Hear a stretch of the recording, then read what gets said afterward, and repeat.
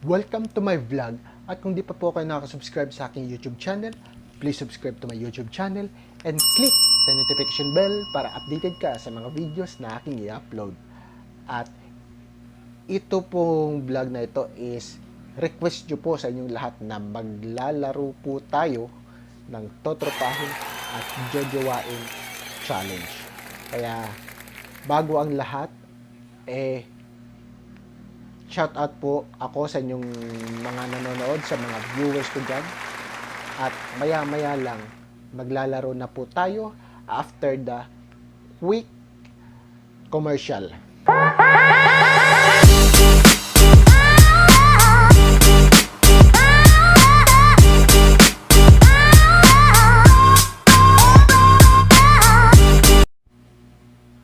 Sabi ko nga sa inyo kanina, maglalaro tayo ng Jojowain at Totropahin Challenge. Dahil ito po yung request nyo po, karamihan po sa inyo, ito po yung nire-request sa akin. Kaya lalaroin natin yung Jojowain at Totropahin. Unang-una sa listahan, si Cherry White. So si Cherry White, dahil siya ay vlogger, sikat siya na vlogger, sa tingin ko Totropahin. Kasi mukhang masarap siya katropa Masarap siya kasama, masarap siya ka-jam, masarap siya ka-vlog, at dream ko din na mag-collab kami. Sana mabigyan ng pagkakataon na one day mag-collab kami.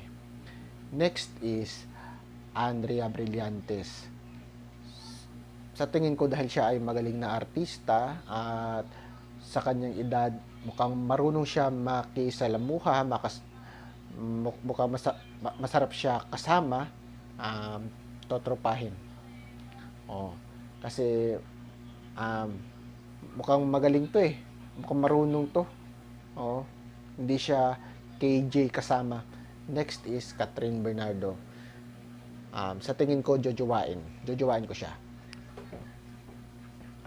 Very professional siya kasama, at isa rin to sa magaling na artista, at mukhang okay naman siya sa kanyang ugali. At sa tingin ko nga, kapag naging jowa to, very sweet siya, kasi sa pinapakita pa lang niya kay Daniel Padilla, okay siya, very concerned, at di ka pababayaan niya kung halimbawa may mali kang nagawa, kasi yan tao lang tayo, nagkakamali. Kaya sa tingin ko jojowain siya. Next is Francine Diaz. Sa akin, si Francine Diaz Totropahin. Mukhang okay to kasama, lalong-lalo na pag nagsama tong The Gold Squad, yung grupo nilang apat, at kasama si Andrea Brillantes.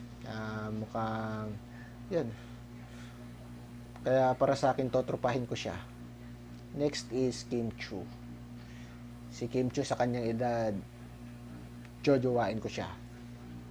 Jojowain ko si Kim Chiu. Isa to sa iniidolo ko, dahil isa siya sa magaling na artista, at halos silang lahat naman sa tingin ko mukhang magaling sila na artista. At eto si Kim Chiu, sa totoo lang, napapanood ko to siya sa kanyang vlog. Napapanood ko to siya. At yun nga,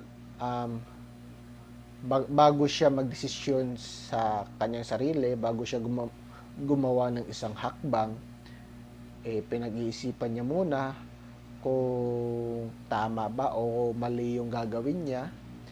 Dahil nga siya ay very matured, siya ay very professional. Ayun, kaya para sa akin, jojowain. Next is Jillian Ward. Sa akin si Jillian Ward, Totropahin ko to. Mukhang to, cool to kasama. Hindi rin siya KJ. At sa tingin ko, medyo may pagka mukhang may pagka jamming, mukhang may pagka jammer to. Mukhang may pagka-jammer to siya, kaya sa akin tutropahin ko to. Next is Janela Salvador.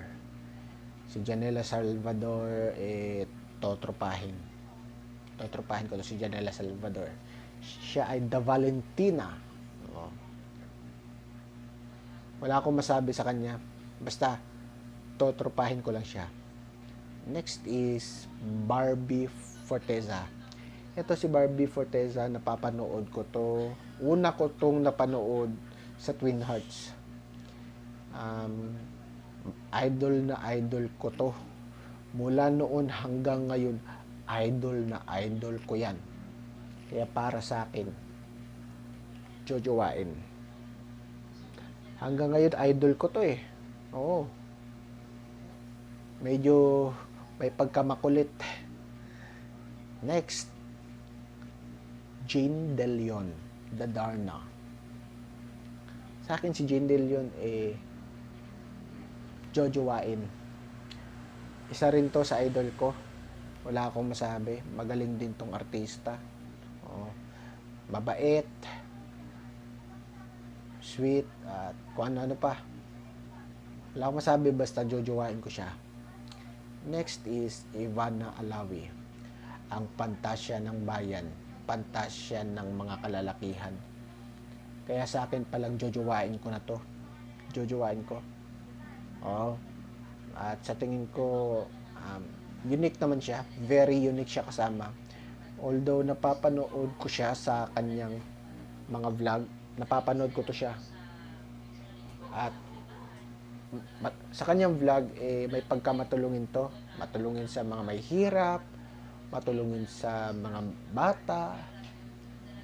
Hindi naman sa pagiging materialistic, pero ano to siya, mahilig siya sa kanyang pasabog. May mga pasabog tong ginagawa minsan. At nagsusurprise to no? Sinusurpresa niya yung mga mahal niya sa buhay. Kahit di niya mga mahal sa buhay, basta trip niya mag-surprise, nagsusurprise to. Nagpa-prank pa nga to eh. Ito si Ivana Alawi at si Kim Cho, napapanood ko to napapanood ko to silang dalawa sa kanilang vlog. Mahilig kasi ako manood eh. Kaya sana nagustuhan nyo yung ating laro for today. Kasi ito naman yung request nyo sa akin, di ba? Na laruin ko to, yung totropahin at jojowain challenge. At sana nagustuhan nyo at sana nag-enjoy kayo sa ating laro. Maraming salamat po sa inyong lahat. God bless po at mabuhay po tayo, Pilipinas.